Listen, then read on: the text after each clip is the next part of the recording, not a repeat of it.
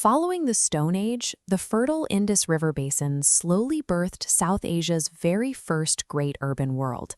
Yet, because their unique Boustrophedon script remains entirely undeciphered, these builders cannot speak to us through written records. Instead, researchers rely on stratigraphy. By carefully peeling back successive layers of earth, archaeologists can read time chronologically, from the surface down to the deepest foundations. To understand this ghost world, we have to ignore royal decrees and read the dirt itself. That soil reveals exactly how a scattered society evolved into a highly organized empire and eventually vanished. That evolution begins in the Integration era, from 3300 to 2600 BCE. During this window, humans made the vital shift from nomadic pit dwellings into permanent mud brick farming settlements. These early settlements were sustained by a mastery of agriculture. Farmers developed mixed cropping techniques, optimizing the yields by planting distinct winter rabi crops and summer kharif crops to match the changing seasons. This map shows the initial geographic spread of those early village networks. They concentrated heavily along the rich river basins, steadily increasing the density of their civilization. This era ended violently. Distinct burn layers at sites like Kot Diji reveal a period of massive social upheaval. But that fiery destruction did not break the civilization. It acted as a violent catalyst, forging the absolute, rigid urban order that defined the mature phase. From 2600 to 1900 BCE, the civilization entered the Localization era, or the mature phase. Rigidly planned metacities suddenly appeared across the landscape. This era was defined by a mathematical obsession. Every single baked brick used across the entire empire was manufactured to an identical 1:2:4 geometric ratio. That strict standardization extended to city planning. Settlements were split into a dual layout. A raised, walled citadel housed administrative functions, physically separated from the general residential blocks of the lower town. Inside that lower town, they engineered a revolutionary domestic sanitation network.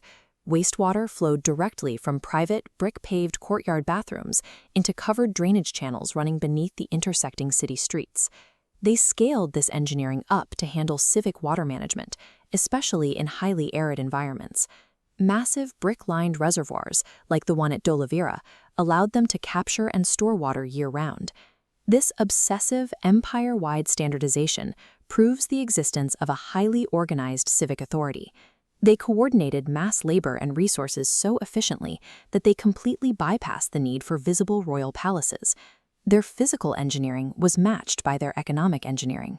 Clat specialization flourished, with artisans operating complex stone bead-making factories and utilizing the lost wax technique to cast precise bronze figures. To maintain precision in their internal economy, they implemented a universal system of measurement. Merchants used standardized cubical chert weights that operated on strict binary and decimal scales. To secure those measured goods, they carved steatite seals. These motifs were pressed into wet clay over knots to lock cargo, establishing brand identity and securing vast supply chains. Those supply chains extended far beyond the Indus Valley. Using coastal dockyards, they established maritime trade routes to Mesopotamia, where foreign scribes recorded them as the people of Meluha. This massive trade network was unified by shared cultural and religious artifacts. Elite portraiture and sacred motifs appeared consistently across thousands of miles. The Indus Valley dominated the Bronze Age through supreme logistical and economic precision rather than military conquest. The mature phase collapsed between 1900 and 1300 BCE, independent of any sudden, violent Aryan invasion. The reality of their decline is entirely multi-causal. Shifting monsoons led to drying rivers, while generations of intense wood burning for brick kilns caused severe ecological stress and deforestation. The physical symptoms of this de-urbanization are evident in the dirt. The standardized script completely disappeared, the uniform weights were lost, and great public baths were abandoned. This map tracks the survival response of the population. Facing starvation in a changing climate, they initiated a mass migration out of the dying megacities. They abandoned the core and expanded eastward into the Harana and Ganga river valleys, and southward down into Gujarat.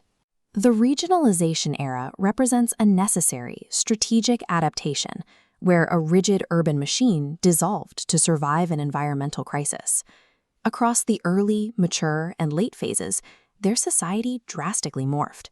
Settlement sizes fluctuated.